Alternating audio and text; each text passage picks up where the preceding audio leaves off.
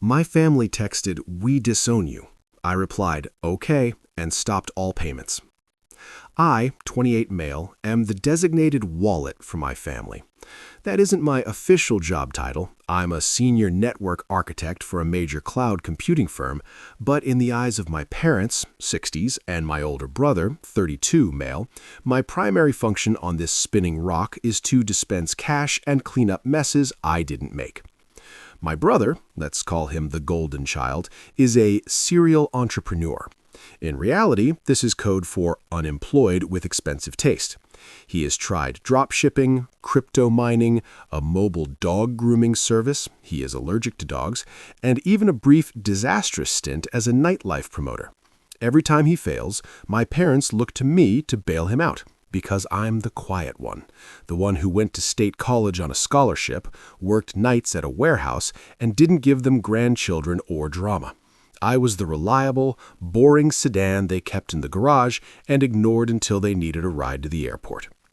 For the last 5 years, I have been subsidizing their entire existence. I pay the family cell phone plan, which runs about $300 a month because they refuse to use Wi-Fi and constantly go over data limits streaming videos. I pay the car insurance for my parents' vehicles. I even cover the property taxes and the mortgage on the house they live in because Dad's pension is a little tight this year. That "this year" has lasted half a decade.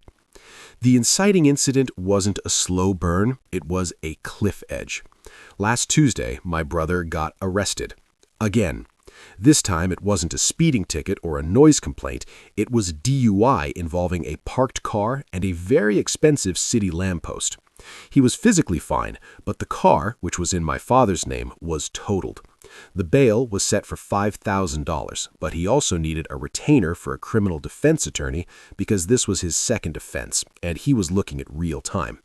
The total immediate need was around $20,000. My mother called me at 2 a.m. She didn't ask if I was awake, she didn't ask how I was doing, she just launched into the demand. "Transfer $20,000 to your father's account immediately," she said. Her voice was tight, panicked, but demanding. "Your brother is in trouble. It was an accident. He's scared. We need to get him out tonight." I sat up in bed, rubbing the sleep from my eyes. $20,000? Mom, I just paid off his credit card debt last month. That was $6,000. I can't just drop $20,000. "You have it," she snapped. "We know you make good money. He is your brother. He is flesh and blood. You are going to leave him to rot in a cell?" "He drove drunk, Mom. He could have killed someone. Maybe he needs to sit in a cell for a night to realize that." The silence on the other end was deafening. Then the explosion. She screamed, she cried, she told me I was selfish, ungrateful, a robot, and that money had poisoned my soul. She said I thought I was better than them just because I had a degree in a savings account. "I'm not doing it," I said, my voice flat. "I'm done. He's 32. Figure it out." I hung up. I put my phone on Do Not Disturb and tried to go back to sleep.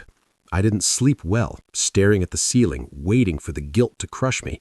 But the guilt didn't come, just exhaustion. The next morning, at 9:15 a.m., while I was in a quarterly review with my CTO, my phone buzzed on the table.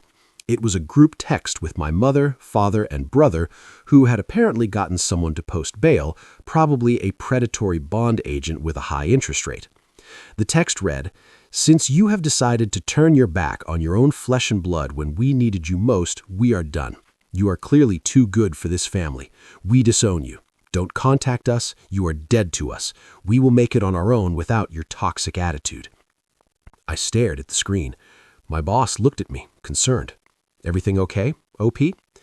"Yeah," I said, a strange sense of calm washing over me. "I think I just got promoted to orphan." I replied to the group chat with 2 letters. "Okay." Then I went to work. Not my actual job. I took a personal half day. I went to work on my finances. This wasn't about being petty. This was about compliance. They wanted to be disowned. They wanted to be independent. I would grant their wish with malicious compliance. First, I logged into the Verizon account. I am the account holder. I went to Manage Lines. I selected my mother's line, my father's line, and my brother's line. I didn't just suspend them. I clicked Complete Line. The early termination fees would be on me, but it was worth every penny. Next, the digital entertainment. Netflix, Hulu, HBO Max, Spotify Family Plan, Amazon Prime, all linked to my personal credit card. I changed the passwords to a random string of characters even I wouldn't remember. Then I hit sign out from all devices. Then, just to be sure, I canceled the subscriptions entirely. If they wanted to watch Yellowstone, they could buy their own cable package. Then came the car insurance. I called the provider. I am removing the vehicle ending in 4590 and 8821 from my policy, effective immediately. I am the policy holder. The agent asked why. I no longer have an insurable interest in these parties or these vehicles. They are no longer my financial responsibility. But the nuclear option was the house. This is where the complexity comes in and where their entitlement really blinded them. 4 years ago, my parents were facing foreclosure. They had refinanced the house 3 times to pay for vacations and my brother's mistakes. The bank was days away from optioning it.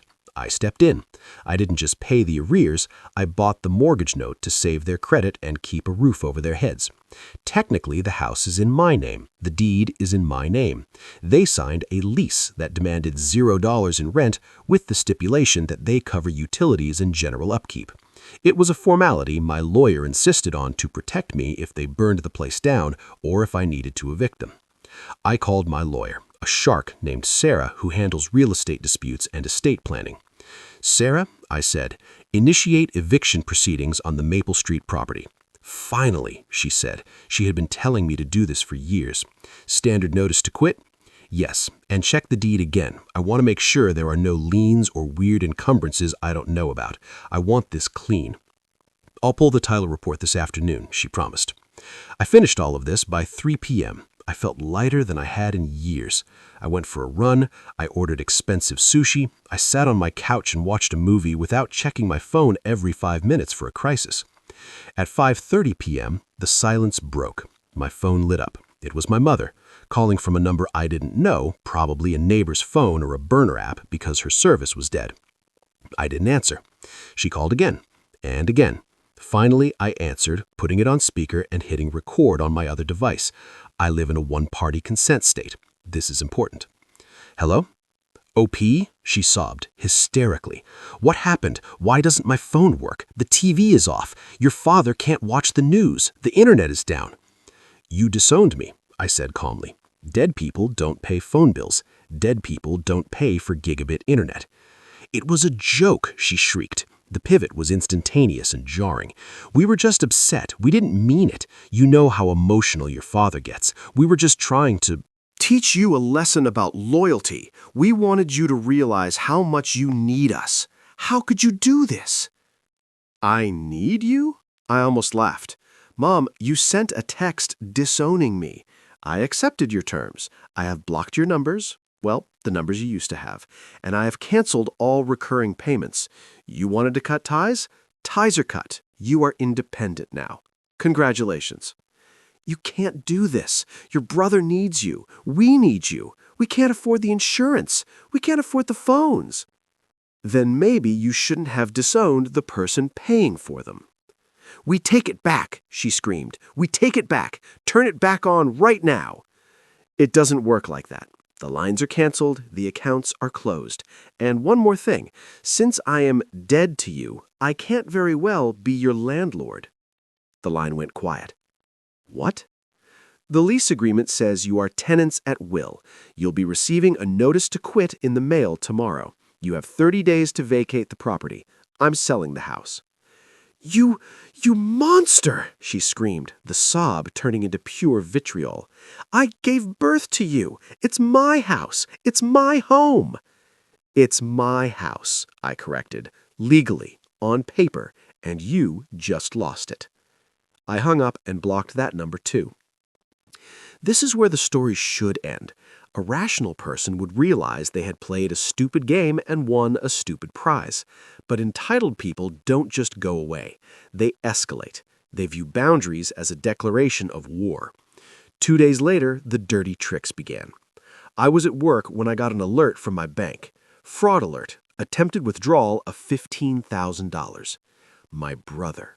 He had my old debit card information saved in his Chrome browser from a time I let him buy a plane ticket for a cousin's wedding. He tried to transfer bail money and legal fees directly to his account. Because I had flagged my accounts the day of the text, the bank froze the transaction immediately. But they didn't stop at theft. They went for reputation destruction. My boss called me into his office later that afternoon. He looked uncomfortable holding a printout of an email. "OP, we received an email today from a concerned family member. It claims you're using company servers to mine cryptocurrency and that you're struggling with a severe cocaine addiction that's compromising your work." My stomach dropped. This was my brother's signature move. He projects his own issues onto everyone else.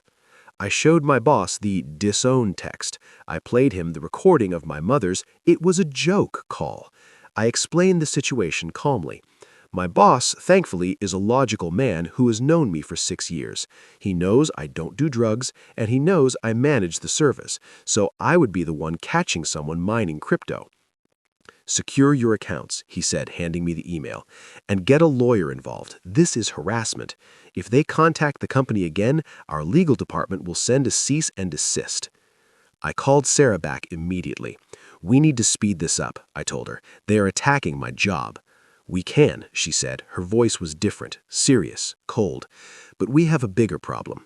I pulled the title on the house like you asked. There's a lien on it." I froze. "What? I never took out a loan. I bought the note in cash, essentially."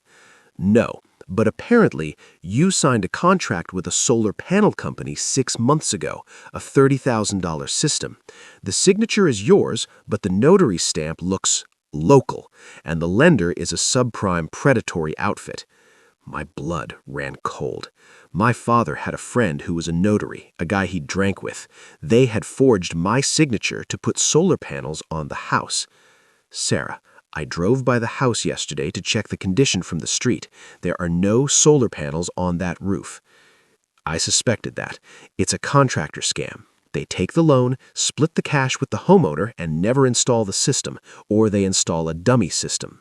If there are no panels, your parents pocketed the cash. $30,000. They stole $30,000 in my name, put a lien on my house, and spent it, probably on my brother's debts or gambling. This was no longer a family dispute. This was a felony. "Go for the throat," I told Sarah. "No mercy." We filed a police report for the bank fraud, attempted, and the identity theft regarding the solar loan. We also filed for an emergency restraining order based on the harassment at my workplace and the threats I was receiving by email. The timeline for the eviction was standard, 30 days, but the criminal charges, those moved differently. The police visited my parents' house, my house, to investigate the forgery. My father, in his infinite arrogance, tried to bluff the officers. He claimed I signed it. The officer asked for proof. My father produced a document. The officer, having spoken to me and seen my actual signature on my driver's license and the sworn affidavit I just signed at the precinct, noticed the discrepancy immediately. My signature is a messy, quick scrawl. The signature on the loan was neat, cursive with perfect looping letters, the way we were taught in 3rd grade, the way my mother writes. They arrested my father for fraud and conspiracy. They arrested my mother for forgery and identity theft. This triggered the climax I wasn't expecting. My brother, realizing the ship was sinking and the captains were in handcuffs, decided to pay me a visit. He wasn't arrested initially because his name wasn't on the loan documents. I live in a secure apartment building downtown, but tailgating is easy if you wait for a delivery driver. I heard pounding on my door at 11 p.m. on a Friday. "Open up! You ruined my life, you rat!" I didn't open the door. I looked through the peephole. He was drunk, swaying, and holding a tire iron. "I'm going to smash your skull in," he screamed, hitting the door. The wood splintered slightly around the frame. "You put Mom in jail. You think you're better than us?" I retreated to my bedroom, locked that door, and called 911. "There is an intruder trying to break down my door. He is armed with a weapon. I am in fear for my life. My address is—" I could hear him screaming through the door about the Disown text. He was ranting. "It was a power move," he screamed, hitting the door again. "You were supposed to get scared. You were supposed to come crawling back and pay the bail. It was a bluff, you idiot. You weren't supposed to actually leave." That was the confession. He admitted the manipulation at the top of his lungs while trying to commit a home invasion. He admitted it was all a game to extract more money from me. The police arrived 4 minutes later. I heard the commands from the hallway. "Drop the weapon. Police, get on the ground." I heard the struggle. My brother isn't a fighter. He's a bully. When faced with real authority, he crumbles, or he resists stupidly. He resisted. I heard the distinct pop-zap of a taser, then a thud, then the sound of handcuffs ratcheting shut. When I came out to give my statement, he was cuffed, face pressed against the hallway carpet, snot running down his face. He looked at me with pure, unadulterated hatred. "Your brother's gonna kill you," he spat, his voice slurring. "Mom is currently being processed for a felony," I replied, standing behind the officers, "and you're going to join her." The legal fallout was swift and absolute. Because of the domestic violence incident, the attempted break-in with the weapon, and the active fraud investigation, the judge granted an immediate order of protection. This kicked them out of the house faster than the eviction. You can't live in a house owned by the person you are legally barred from coming within 500 feet of. The solar loan fraud case was a slam dunk. My mother cracked in interrogation. She admitted she signed my name because, as his mother, I have a right to his assets. She genuinely believed that giving birth to me gave her legal power of attorney over my life. The district attorney disagreed. My father was charged with fraud and conspiracy. My mother was charged with forgery and identity theft.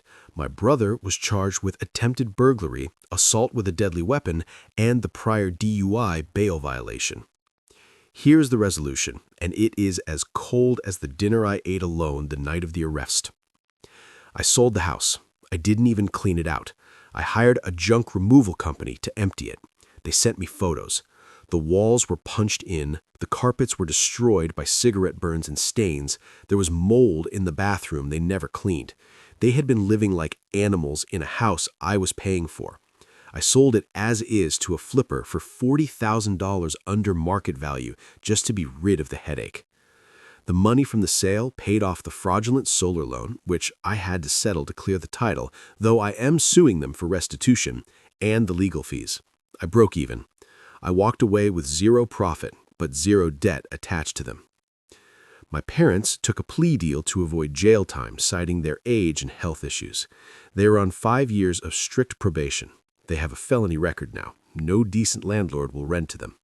They are currently living in a jagged, run-down motel 2 towns over, surviving on my father's meager pension, which is now being garnished to pay restitution to the solar company and the legal fees. My brother wasn't so lucky. Because of the weapon, the violent entry, and the prior record, the judge wasn't lenient. He got 3 years. He sends me letters sometimes from prison. I bought a rubber stamp that says "Return to Sender" just for him. I don't even open them. The rest of the family, aunts, uncles, cousins who I haven't seen in a decade, blew up my phone for weeks. "How could you do this to your parents? You have so much money, why not just pay? Family sticks together." I sent a mass email to all of them. I attached the police report of the forgery, I attached the police report of my brother attacking my door with a tire iron, and I attached a screenshot of the "We Disown You" text. I wrote, "They initiated the termination of our relationship. I simply processed the paperwork. Anyone who contacts me on their behalf will be blocked." I lost half my extended family that day. Good riddance. It was like trimming dead branches off a tree so the rest could survive. It's been 6 months. My bank account is growing faster than it ever has, now that I'm not supporting 3 adults. My stress levels are non-existent. I met someone new, a woman who didn't know anything about my family until recently. When I told her the story, terrified she would think I was cold, she didn't flinch. She held my hand and said, "I'm proud of you for saving yourself." That wasn't a family, that was a cult. I realized something during all this. Family is not a suicide pact. It's not a blank check you hand over to people just because you share DNA. They thought they held the leash. They thought "we disown you" was a nuclear threat that would bring me to my knees. They didn't realize that for me, it wasn't a threat, it was permission. They set me free, and then they got mad when I actually flew away. Sometimes the trash takes itself out, but sometimes you have to press charges and testify in court to make sure it stays at the dump.